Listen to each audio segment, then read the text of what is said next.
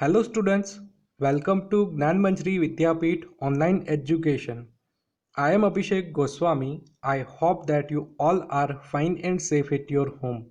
So in the last lecture we have completed our chapter number 16, and in the today's lecture we will discuss about our chapter number 4, and the name of the chapter it is National Movements in India. So let's get start the chapter. So first of all, let's get introduction of this chapter. So during their stay in India, Britishers became familiar with the political condition of India. हमने देखा था first chapter में battle of Plassey and battle of Buxar. इसके बाद Britishers means east India company का काफ़ी ज़्यादा dominance हो गया था हमारे इंडिया में, और अब ये सभी काफ़ी फेमिलियर हो गए थे with the political condition of India. So the British East India Company took advantage of the political disputes or internal weaknesses of India, and from 1757 AD, after creeping into Bengal to the revolt of 1875, it established its supremacy over India in its 100 years of rule. Campaign कहाँ से start हुआ था? 1757 में battle of Plassey के बाद. Battle of Plassey और battle of Buxar में काफ़ी सक्सेसफुल होने के बाद ब्रिटिश का कैंपेन काफ़ी आगे बढ़ा. धीरे धीरे पूरे इंडिया में सुप्रीमेसी एस्टेब्लिश करना चाहते थे, और ये 1875 तक काफ़ी अच्छा चला था. लाइक 1757 तक से 1875 तक ब्रिटिश का कैंपेन काफ़ी सक्सेसफुल रहा था, और ये 100 इयर्स के ड्यूरेशन में ब्रिटिशर्स ने, ईस्ट इंडिया कंपनी ने हमारे इंडिया में supremacy established कर दी थी. So in order to maintain this supremacy, the English gradually developed a strong administrative structure in the country. Supremacy established हो जाने के बाद ब्रिटिशर्स ने हमारे इंडिया में स्ट्रॉन्ग एडमिनिस्ट्रेटिव स्ट्रक्चर स्टार्ट कर दिया. Through this administrative structure, common laws, common administration and a legal system according to British system came into existence. Yet the English residing in India established such laws and administration that England would get more benefits. Administrative structure को strong बनाने के बाद Britishers ने हमारे India में common laws, common administration establish किया, और ये सभी लॉज एंड एडमिनिस्ट्रेशन इंग्लैंड को काफ़ी फ़ायदा करते हो ऐसी तरीके से बनाए गए थे. मीन्स ज़्यादातर इंग्लैंड को इससे फ़ायदा हो रहा था. So at the cost of India they made England prosperous and exploited India the most. So at the cost of India, India के कोस्ट के बहाने इंग्लैंड काफ़ी प्रॉस्परस बनता जा रहा था, और इंडिया की प्रॉस्पेरिटी धीरे धीरे ख़त्म हो रही थी. So let's get information about some national movements of India. So first very interesting movement is the Great National Uprising of 1857. So some of the factors that caused the uprising of 1857 were political dissatisfaction, economic exploitation or social and religious factors, and military factor and immediate reasons like induction of Enfield rifle in the army. Great national uprising of 1857. इसके लिए कई सारे factors responsible थे, like political dissatisfaction, economic exploitation, then social and religious factors, military factor, and immediate reason ये था कि Enfield rifle को army में इंक्लूड करना.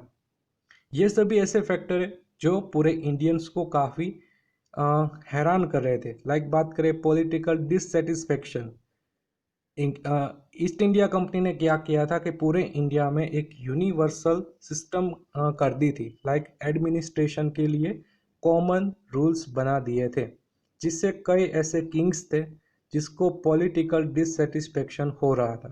देन इकोनॉमिक एक्सप्लोशन, तो मैंने आपको बताया था कि इंडिया से काफ़ी सस्ते प्राइस में कोई भी थिंग्स रिसोर्स को ले जाना और अपने कंट्री में उसको 10 टाइम्स मोर देन 10 टाइम्स में उसको बेचना. तो इससे क्या हो रहा था, हमारे कंट्री का इकोनॉमिक एक्सप्लॉयटेशन हो रहा था।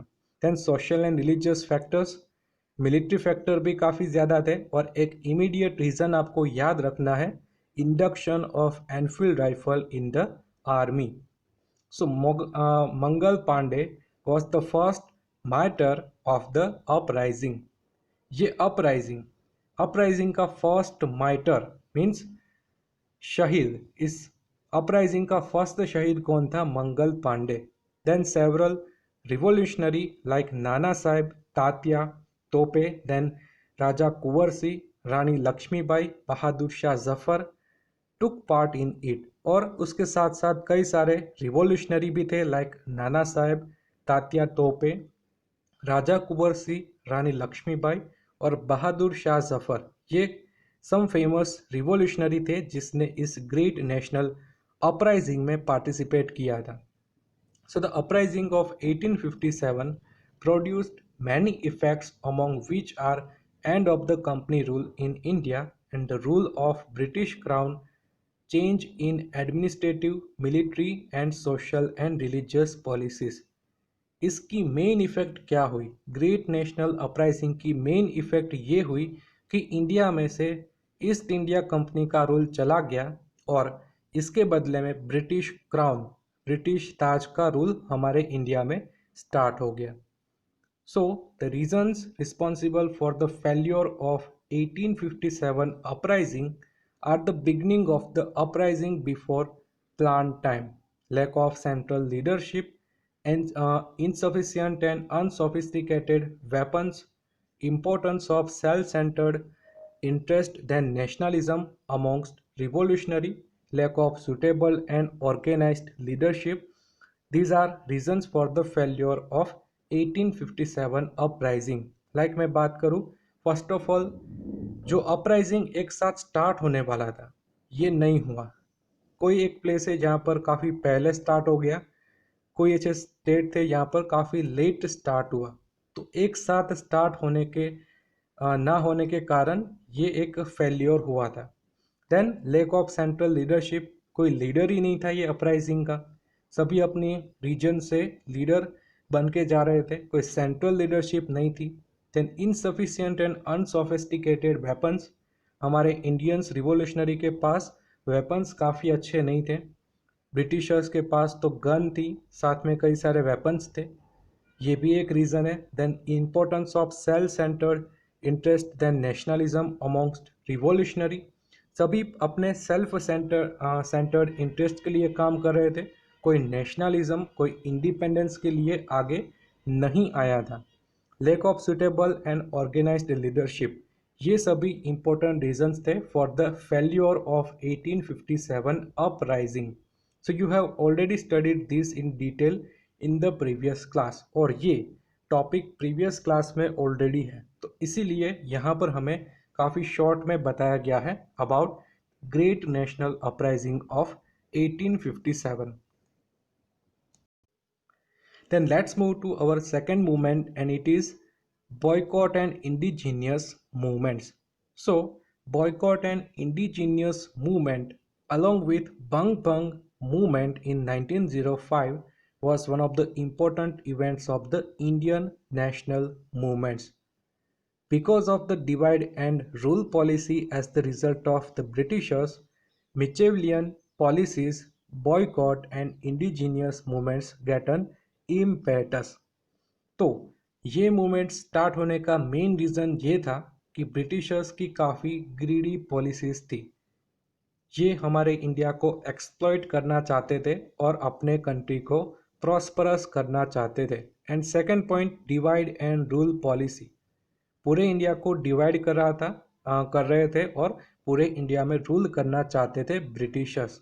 तो ये पॉलिसीज के कारण काफ़ी डिससेटिस्फेक्शन हो गया था हमारे इंडिया में, और इससे बॉयकॉट एंड इंडिजीनियस मूवमेंट को काफ़ी बढ़ावा मिला था।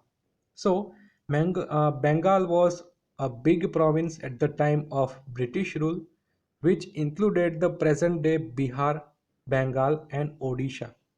ब्रिटिश रूल के टाइम पे बंगाल काफ़ी बड़ा प्रोविंस हुआ करता था।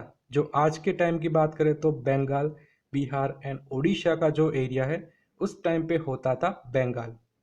Then compared to other states, Bengal was the central point of national awakening. The impetus and thought for national movement came from Bengal. Indian politics का मेन सेंटर हुआ करता था बंगाल ड्यूरिंग ब्रिटिश रूल। यहाँ से start हुआ था national movement का agenda. सो हम बात करें कि यहाँ से ही नेशनल मूवमेंट स्टार्ट हुई थी। So in the 1857 revolt, Hindu and Muslim had collectively fought the English. 1857 revolt में कोई ऐसा रिलीजियस डाइवर्सिफिकेशन नहीं था, मीन्स हिंदू एंड मुस्लिम दोनों एक साथ मिलके कलेक्टिवली ब्रिटिश के सामने फाइट कर रहे थे।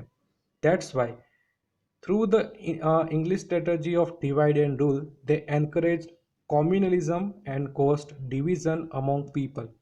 Then इंग्लिश पीपल ने क्या स्टार्ट किया? Divide and rule.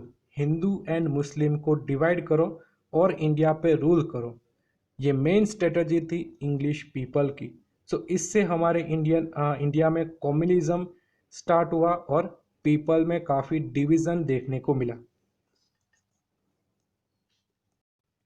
So the Viceroy Curzon divided the vast Bengal province into East Bengal and West Bengal in the name of bringing about administrative efficiency. Bengal हमने देखा काफ़ी बड़ा प्रोविंस था, तो इस प्रोविंस में अच्छा एडमिनिस्ट्रेशन हो पाए, इसीलिए वाइसरॉय कर्जन ने बंगाल के दो पार्ट कर दिए, like East Bengal and West Bengal. So there was a strong opposition to the division of Bengal. When Bengal was divided on 16th October 1905, the whole Bengal observed the day as National Mourning Day. तो इसके सामने काफ़ी strong opposition खड़ा हुआ कि division आप बंगाल का नहीं कर सकते, और इसी के कारण 16 अक्टूबर 1905 को पूरे बंगाल ने नेशनल मॉर्निंग डे के रूप में इसको सेलिब्रेट किया था. So the same day an announcement about boycotting all foreign goods and encouragement to use indigenous good was made. और उसी दिन सभी ने ऐसा डिसाइड किया कि हम फॉरेन गुड्स को बॉयकॉट करेंगे और हमारे इंडिजीनियस गुड्स को एनकरेज करेंगे टू यूज़ इंडिजीनियस गुड. तो ये भी स्टार्ट हुआ कि इंडिजीनियस गुड्स है जो इंडिया में बनते हैं, इसको परचेज करना स्टार्ट करो, फॉरेन गुड्स पे डिपेंडेंसी हमें कम कर देनी है. So not merely Bengalis but the other Indians also began to believe that the division had been done to curtail the vociferous feeling of nationalism that was catching up in India. So Bengalis और other Indians सभी ऐसा believe करने लगे कि ये जो division हुआ है बंगाल का, ये हमारी नेशनलिज्म को कम करने के लिए है, मीन्स पीपल को डिवाइड करने के लिए कि ये डिवीज़न किया गया है बाय ब्रिटिशर. तो सभी एक साथ झूठ के काम करने लगे, सभी ने बॉयकॉट किया फॉरेन गुड्स का और इंडिजीनियस गुड्स को बढ़ावा देने लगे. So that day Hindus and Muslim tried rakis to each other in the entire Bengal to express their unity. इसी दिन हिंदू और मुस्लिम ने साथ में मिलके मीन्स मुस्लिम वुमन ने हिंदू को राखी बांधी, हिंदू वुमन ने मुस्लिम्स को राखी बांधी. तो ये एक यूनिटी को बताता है कि हम ऐसा बताना चाहते थे कि हमारा इंडिया काफ़ी यूनाइट है. जो बंगाल के दो पार्ट हो गए, ये डिवीज़न नहीं होना चाहिए, इसीलिए Hindus and Muslim try to rakis to each other in the entire Bengal to express their unity. This movement had three major characteristics: adopt indigenous products, boycott foreign goods and adopt national education. इस movement से हमारे India में तीन major characteristics को काफ़ी impact हुआ, like adopt indigenous product, जो India की प्रोडक्ट है इसी को हम अपनाएंगे. बॉयकॉट फॉरेन गुड्स, बाहर के जो भी गुड्स है इसको हम बॉयकॉट करेंगे. And second, adopt national education, English education नहीं बट नेशनल एजुकेशन मिलना चाहिए. ये तीन कैरेक्टरिस्टिक ये मूवमेंट के मेन कैरेक्टरिस्टिक थे. So India benefited a lot due to this Swadeshi movement, while the English industry was badly affected due to the boycott of foreign goods. The cloth coming from Manchester stopped. Sugar, shoes, cigarettes, tobacco, etc. imported from England also reduced, and the sale of cloth made in India increased. ये movement का काफ़ी ज़्यादा impact हुआ English industry को, काफ़ी badly affect हुई due to boycott of foreign goods. Then बात करूँ जो मैनचेस्टर से क्लोथ आ रहे थे ये भी स्टॉप होने लगे। शुगर, शूज, सिगारेट्स, टोबैको ये भी इंग्लैंड से इंपोर्ट हो रहे थे, ये भी कम होने लगे। और sale of cloth made in India, India के जो क्लोथ है इसकी काफ़ी ज़्यादा सेलिंग होने लगी। So, factories for making indigenous goods were started. The effect of the movement was felt in other provinces of India like Punjab, Uttar Pradesh, Madhya Pradesh, Mumbai and Madras and besides Bengal. तो ये मूवमेंट की ये मूवमेंट पूरे इंडिया में आगे बढ़ा। लाइक हमारी Indian factories थी जो इंडिजीनियस गुड्स को बनाती थी, ये स्टार्ट होने लगी और पूरे इंडिया में ये मूवमेंट आगे बढ़ने लगी। लाइक पंजाब, उत्तर प्रदेश, मध्य प्रदेश, मुंबई और मद्रास में भी। Then the echo of the Swadeshi movement was felt in Gujarat too. Gujarat में भी इस मूवमेंट का काफ़ी ज़्यादा असर हुआ। The echo of movement was felt strongly in the British Parliament, and just within 6 years, the division of Bengal was scrapped after the rethinking by the Parliament. 1905 में स्वदेशी मूवमेंट और इंडिजीनियस गुड को indigenous movement start हुई थी और with in 6 years 1911 में British parliament ने rethinking किया और ये डिवीज़न ऑफ बंगाल को कैंसल कर दिया। So this was a memorable victory by the Indians, a victory of relentless unified efforts, and this was noteworthy victory of the new awakening against the English rule. तो ये एक memorable victory थी सभी Indians के लिए, और ये victory हुई थी ड्यू टू यूनिफाइड एफर्ट्स। हम सब यूनाइट होके काम कर रहे थे, इसी के कारण ये विक्ट्री हुई थी, और ये एक नॉट वर्दी विक्ट्री है हमारे इंडियंस के लिए। Then let's move to our next topic, and it is Muslim League. So, by adopting the divide and rule policy, the English wanted to create a conflict between Hindus and Muslims. The then Viceroy Lord Minto and the Indian Wazir Morley together planned to crush Indian nationalism. Divide and rule policy से British English people की एक ही इच्छा थी कि India Hindu और मुस्लिम में divide हो जाए। तो इसके लिए मेन काम किया था लॉर्ड मिंटो और उसके वजीर थे मॉर्ले। इसने दोनों ने मिलके हमारी नेशनलिज्म को क्रश करने का प्लान बनाया। So when the national fight became stronger, the English began to favour the upper class Muslims. तो धीरे धीरे फाइट काफ़ी स्ट्रॉन्ग होने लगी, इंडियंस रिवॉल्यूशनरी काफ़ी आगे बढ़ने लगे और ब्रिटिशर्स को काफ़ी प्रॉब्लम्स हुई, थ्रेट हुआ। बट इंग्लिश ने एक अनदर पॉलिसी स्टार्ट कर दी, अपर क्लास मुस्लिम को फेवर करने लगे, जिससे क्या हो कि इंडिया पूरा हिंदू और मुस्लिम में डिवाइड हो जाए। So the English became successful in convincing a group of Muslim that they must form a Muslim organization to demand for a separate voting rights and separate voting centers. तो English people इसमें काफ़ी successful हो गए, एक group को convince कर लिया और ये सभी को ऐसा कहा कि आपका एक मुस्लिम ऑर्गेनाइजेशन होना चाहिए और आपको एक सेपरेट वोटिंग राइट भी मिलना चाहिए। So as a result Muslim League was formed in 1906. Religious head of Muslims Aga Khan, Nawab of Dhaka Salimullah Khan, and Viceroy Minto and his personal minister Dunlop Smith had played an important role in the establishment of this organization. तो मुस्लिम league के लिए कौन responsible person थे? Religious head of Muslims Aga Khan, Nawab of Dhaka Salimullah Khan, viceroy Minto और उसके personal minister Dunlop Smith, ये सभी का काफ़ी इम्पोर्टेंट रोल था for the establishment of Muslim league. Then, in order to stop the Muslims from attending the annual conference of Congress, the annual conference of the Muslim League was arranged on the same day as that of the Congress. उस time पे main political party हमारी India की थी Congress.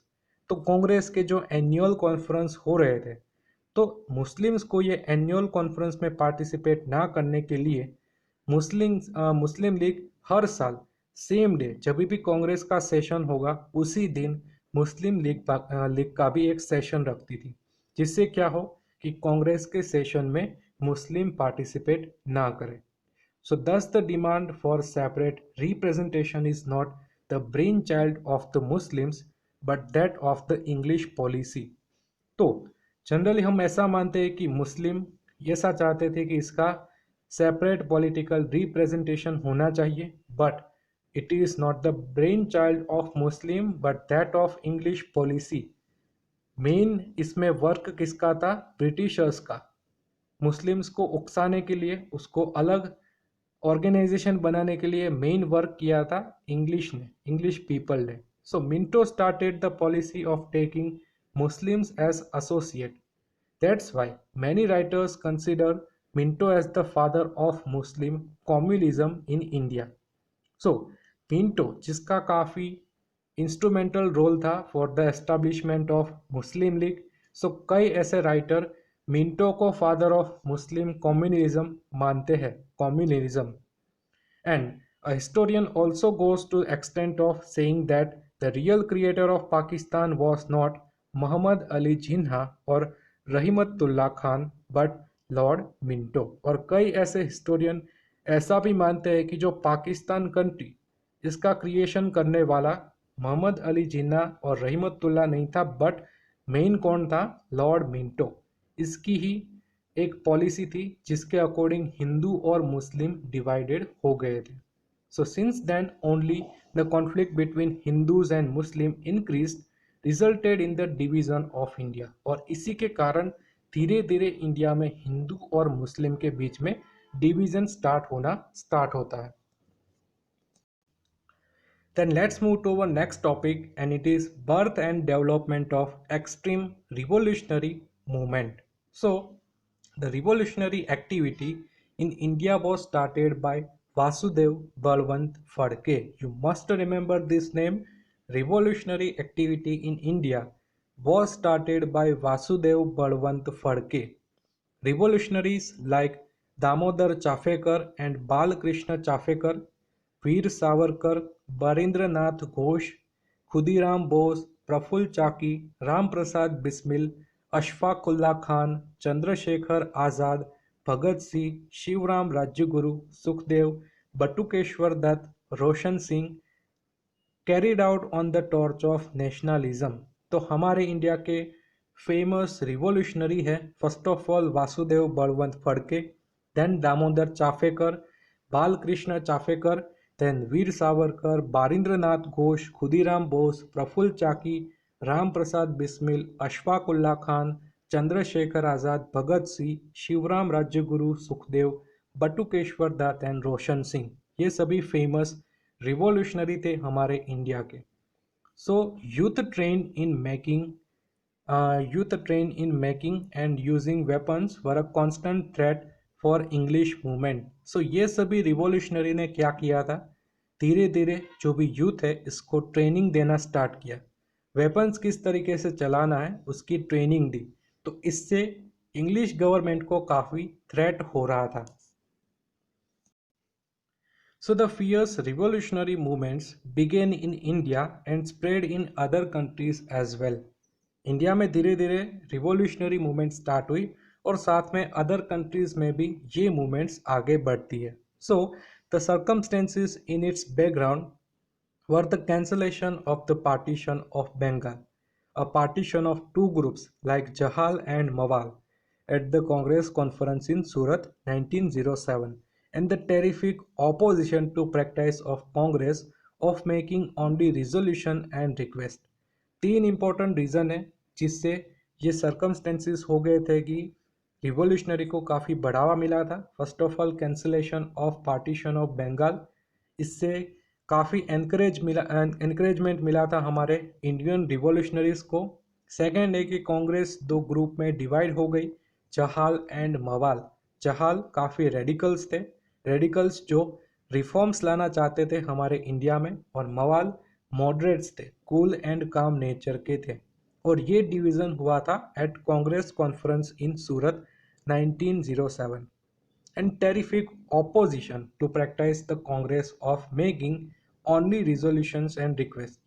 Congress party को start किया था Britishers ने, but धीरे धीरे कांग्रेस पार्टी में डिवीजन होने लगे, टेरिफिक ऑपोजिशन बढ़ने लगा। इसी के साथ कांग्रेस सिर्फ एक कूल एंड काम पार्टी बन गई थी। धीरे धीरे रिवोल्यूशनरीज उससे बाहर आके काफ़ी रिवोल्यूशनरीज एक्टिविटी करते थे। सो लाल बाल पाल trio adopted the radical attitude which brought a new life in young Indian activists। लाल बाल पाल ट्रायो, लाला लजपत राय, बाल गंगाधर तिलक एंड बिपिन चंद्र पाल, ये एक त्रिपुटी थी जिसने रेडिकल एटीट्यूड को काफ़ी बढ़ावा दिया था। Then the lethargic policies of the Indian National Congress got a solid new turn.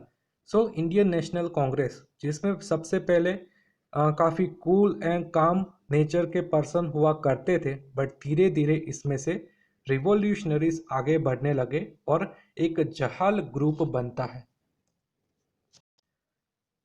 So in this picture we can see that Vasudev Balwant Phadke, he was the first Indian revolutionary। Then in this photograph we can see that Khudiram Bose, Ram Prasad Bismil, Ashfaq Ullah Khan and Chandrashekhar Azad. Then यहाँ पर भी हम देख सकते हैं Sardar Bhagat Singh, Shivram Rajguru, Sukhdev Thapar and Roshan Singh, ये सभी काफ़ी फेमस इंडियन रिवॉल्यूशनरीज थे।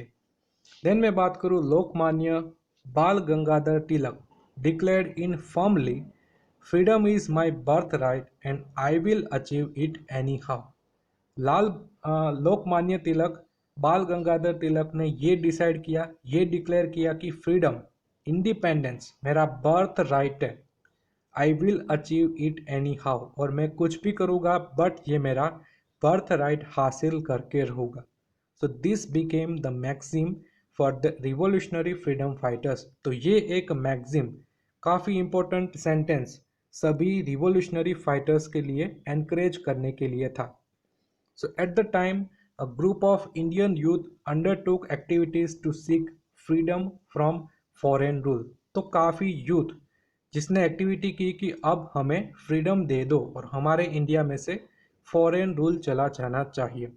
So these extreme revolutionaries were more than happy to sacrifice their lives for the motherland। और ये सभी रिवॉल्यूशनरीज अपनी लाइफ को सेक्रीफाइस करने के लिए तैयार थे फॉर द मदरलैंड, इंडिया के लिए।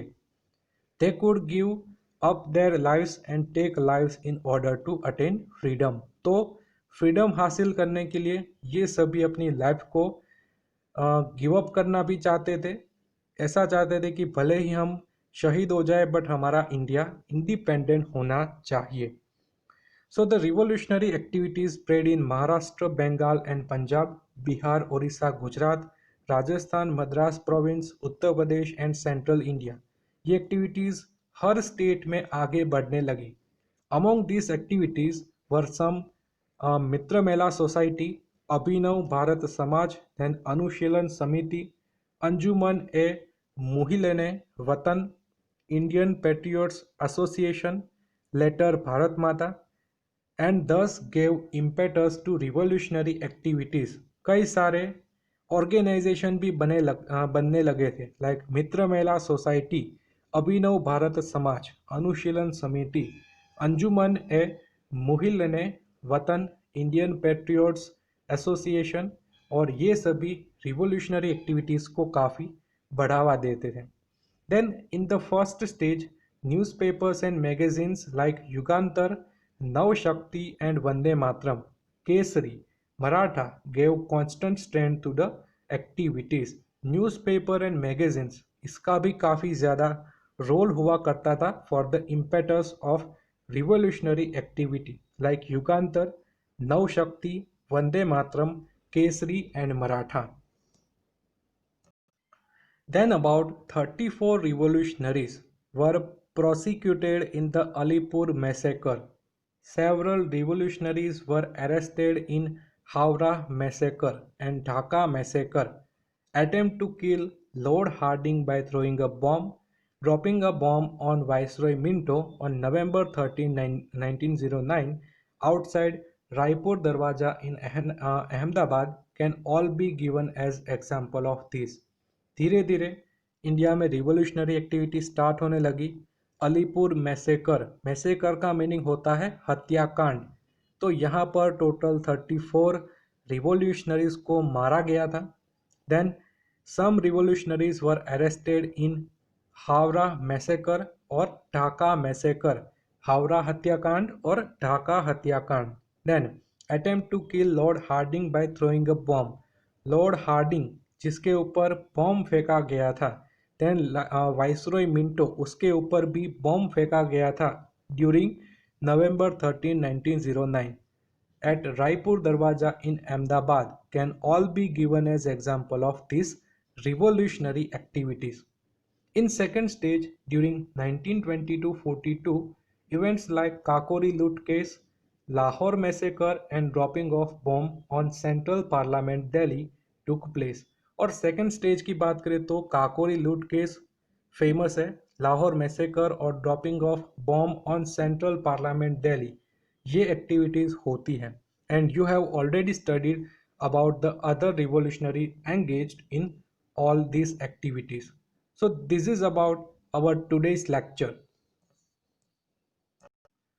So in this lecture we have discussed about some important indigenous movements of India. Like first of all we have discussed about Great Uprising of 1857. Then we have discussed about Swadeshi movement and indigenous movement, and in the last we have discussed about Muslim League and some revolutionary activity by our Indians.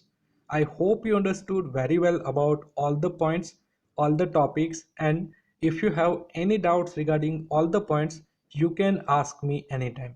So now this is end of the video. In the next video we will move further in this chapter. Tab tak ke liye stay home, stay safe. Thank you.